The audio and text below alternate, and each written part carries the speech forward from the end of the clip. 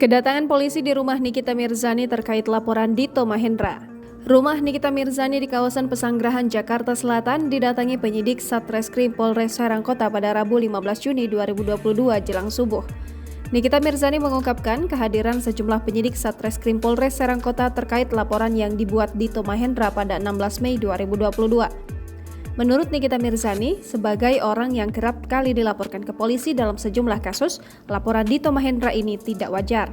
Surat panggilan pemeriksaan sebagai saksi terakhir yang diterima Nikita Mirzani pada 13 Juni 2022. Kini sejumlah penyidik Satreskrim Polres Serang Kota sudah meninggalkan rumah Nikita Mirzani tanpa membawa artis pemilik nama lahir Nikita Mirzani Mawardi itu.